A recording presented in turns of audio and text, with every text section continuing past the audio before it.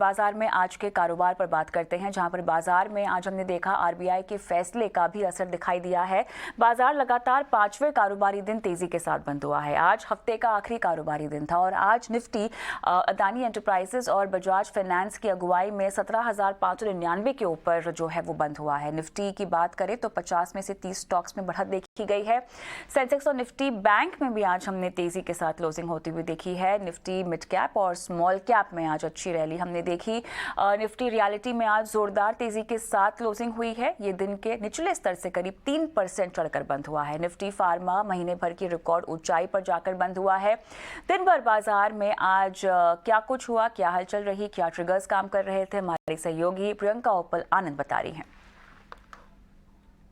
पहला तो truncated week था, सिर्फ आपके पास 3 ट्रेडिंग डेज थे और आरबीआई की मॉनेटरी पॉलिसी थी। आज जो पॉलिसी आई उससे एक्सपेक्टेशन जो बैंक्स हैं, और बैंक्स में इनफैक्ट बड़े बैंक्स नहीं, small banks, mid sector banks, NBFCs, auto और साथ ही इंफ्रास्पेस, इन सब के लिए आपने देखा कि स्ट्रॉन्ग मूव देखी और ये मूव सस्टेन भी हुई। इनफैक्ट बैंक निफ्टी में एक बड़ी मूव जरूर आई, लेकिन बाद में बैंक्स में प्रॉफिट बुकिंग भी देखने को मिली।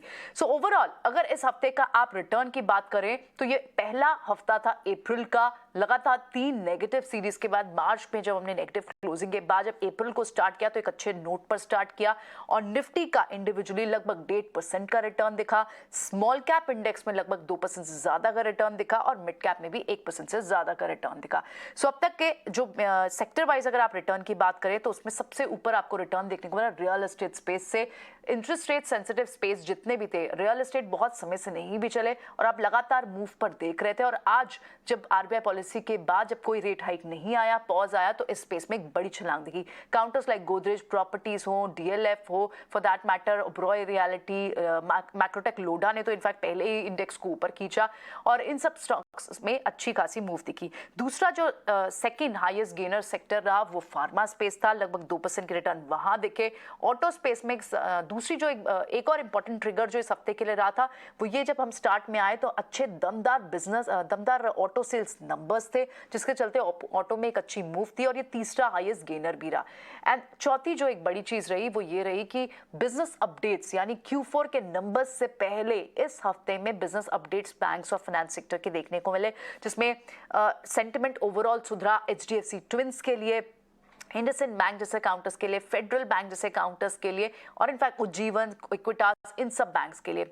दूसरी तरफ आप देखें तो एनबीएफसीज के लिए, क्योंकि ग्रोथ स्टॉक्स हैं ये सारे के सारे, माहौल जब अगर इंटरेस्ट रेट पीक आउट होता हुआ सिनेरियो दिखता है तो आपको ग्रोथ स्टॉक्स ज्यादा चलने की उम्मीद दिखती है। और दूसरा फ्यूल्ड हुआ जब आरबीआई ने पॉज हाइक नहीं, जब रेट पे पॉज लगाया, तो उसके चलते आपने बजाज ट्विंस में एक अच्छी मूव देखी।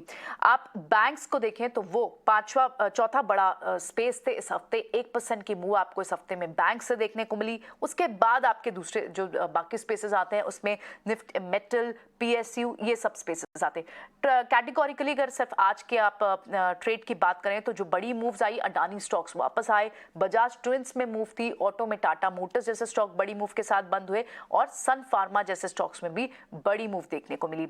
एक और इंपॉर्टेंट अपडेट जो इस हफ्ते हुआ वो ये था surprise supply cut by OPEC.